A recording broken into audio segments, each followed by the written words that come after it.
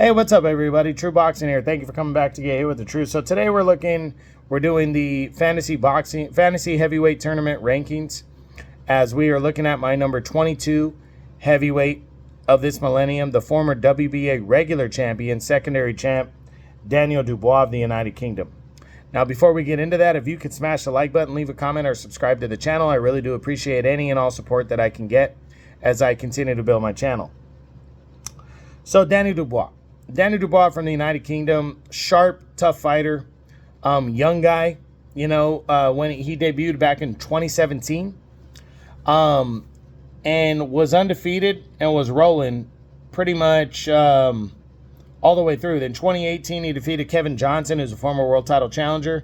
Then he defeated Razvan Kojanu, who was a decent contender, kind of gatekeeper type fight, stepping stone type guy. He knocked him out in the second round in 2019. And all that led to a 2020 shot of undefeateds when he battled undefeated Joe Joyce, the juggernaut. And he fought hard against Joe Joyce. He was actually winning that fight on the scorecards. Two of the three judges heading into the 10th round had him winning that fight.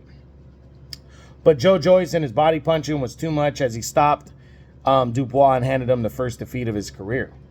Dubois would bounce back, though. He would come back against Bogdan Dainu and stop him in 2 rounds.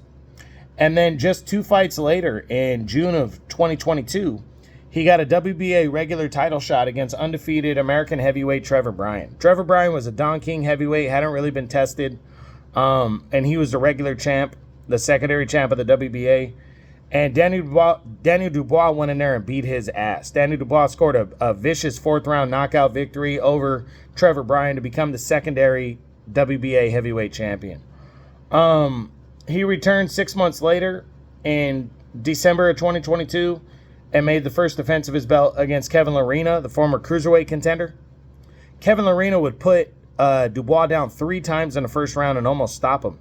But Dubois found his legs in the second round, started teeing off, and then in the 3rd round, he would stop Kevin Lerena to retain his title. Then in August of 2023, he got a mandatory title shot against undefeated unified champion Oleksandr Usyk, who held the WBA super title, as the WBA was trying to consolidate all their regular belts down and their super titles down to 1 champion per division. Dubois would have his moments, but especially in the 5th round when he landed a menacing body shot that was ruled a low blow, as it was a belt line shot. Usyk went down, but the knockdown was ruled a low blow. So he was allotted 5 minutes. He got up, he continued to break down Daniel Dubois and handed him the 2nd loss of his career as he stopped him in the 9th round of that fight with a 9th round knockout.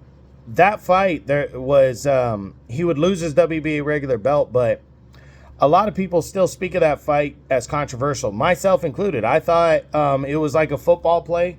It was so close that if they would have ruled that a knockdown, then I think it would have stood. Dubois protested the fight to the WBA. The WBA did not do anything about it. I think that was the right call because it was such a close shot and it could have gone either way that you have to stick with the original decision. So Usyk would win by a 9th round knockout. After that, people questioned Dubois' heart. He hasn't been in a title fight since, but he's fought 2 fights and got 2 major victories. On the Day of Reckoning card at the end of December of 2023, he ended up stopping undefeated Jarrell Big Baby Miller, who outweighed him by almost 100 pounds. He stopped him in the 10th round of that fight. And then just last week, on June 1st of 2024 here, he took on Filip Hrgović, the undefeated animal, who was a mandatory number 1 contender at the title.